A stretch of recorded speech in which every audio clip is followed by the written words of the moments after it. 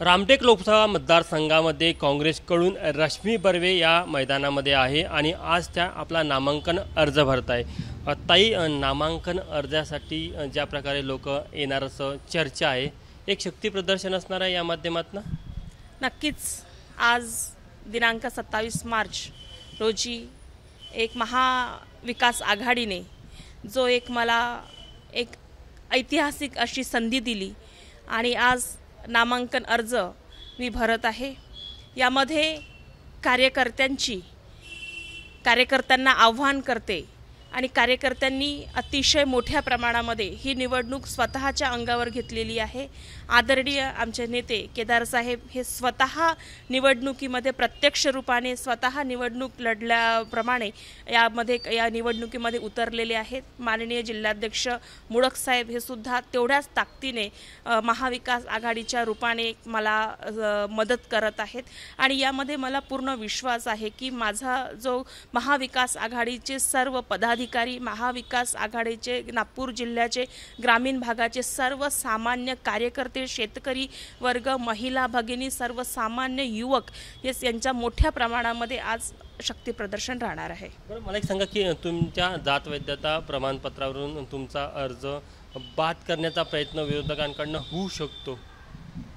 यामध्ये कालच माननीय न्यायालयाने निर्णय दिलेला आहे आणि ज्यांनी माझ्यावर आरोप केले त्यांची याचिका काल न्यायालयाने फेटाळून लावलेली आहे। न्यायालयावर आमचा पूर्ण विश्वास आहे। महाविकास आघाडीने जी संधी दिली त्या संधीचं भविष्यामध्ये एक सुवर्ण संधीचं नक्कीच सोनं करून दाखवेल। तुम्हाला वाटते की जसं जात वैधता प्रमाणपत्राचा विषय झाला आणि पक्षश्रेष्ठीच्या लक्षात आलं की कुठेतरी तुम्ही ताकदवार उमेदवार आहे, त्यामुळे कुठेतरी भाजपवाले तुमचा विरोध करतात, तर या गोष्टीचा तुम्हाला प्रचार काळामध्ये देखील फायदा होईल की तुमचा अर्ज बाद करण्याचा खूप प्रयत्न झाला? महाविकास आघाडीचे मनापासून धन्यवाद करते की इतका मोठा आरोप माझ्यावर लागल्यानंतरही महाविकास आघाडीने आज मला एक सर्वसामान्य वर्गातील महिलेला ही जबाबदारी दिली। यामध्ये आदरणीय केदार साहेबांनी जर माझ्यासाठी संघर्ष केला नसता तर कदाचित ही संधी मला मिळाली नसती। आदरणीय साहेबांचे मनापासून धन्यवाद करते, सोबतच महाविकास आघाडीचे मनापासून धन्यवाद करते आणि ज्या पद्धतीने कालचा जो न्यायालयाचा निर्णय लागला यामध्ये सिद्ध होती की त्यांनी जे माझ्यावर आरोप केले ते न्यायालयाने त्यांचे खारिज करून पाठवले। बरं, शेवटला प्रश्न विचारतो की जे तुमच्याच पक्षाचे आमदार राहिलेले आणि आता शिंदे गटात गेलेले राजू पारवे हे तुमच्या विरोधामध्ये मैदानामध्ये आहे, किती आव्हानात्मक वाटते तुम्हाला ही लढत?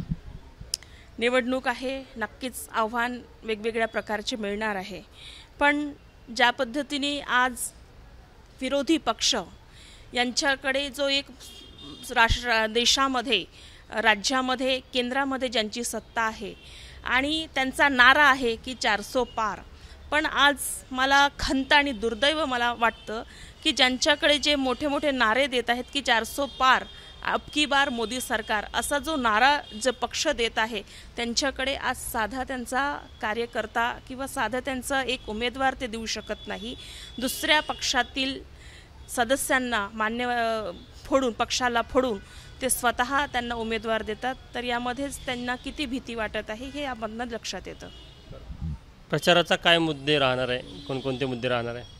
आपण मागच्या 10 वर्षाच्या काळामध्ये शेतकऱ्यांच्या ज्या आत्महत्येचं प्रमाण आहे ते अतिशय जास्त प्रमाणामध्ये वाढलेलं आहे। महिलांना संरक्षण, महिलांना न्याय देण्याचा विषय दूरपर्यंत दिसून येत नाही। आजचा युवक हा सुशिक्षित बेरोजगार आहे, रस्त्यावर कामाकरिता उतरलेला आहे, त्यांच्या हाताला काम नाही, त्यांच्या हाताला व्यवसाय नाही। शेतकऱ्यांच्या शेतमालाला हमीभाव देण्याचा हे सरकार प्रयत्न अजिबात करत नाही, फक्त खाली मोठे मोठे आश्वासन देणं, मोठमोठ्या थापा मारणं, पण प्रत्यक्षामध्ये जर ग्रामीण भागामध्ये जर बघितलं, ज्या शेतकऱ्याच्या नावावर राजकारण करतो त्या शेतकऱ्याची जर परिस्थिती बघितली तर आताही याही काळामध्ये हलाखीची आहे आणि या सर्व जे विकासाची कामं आहे या बाबींना लक्षात घेऊन आमचा समोरचा मोटिव्ह राहणार आहे। तर या होत्या रश्मी बर्वे। कॅमेरामॅन व्यंकटेश नायडूसह तुषार कोहळे, एबीपी माझा, नागपूर।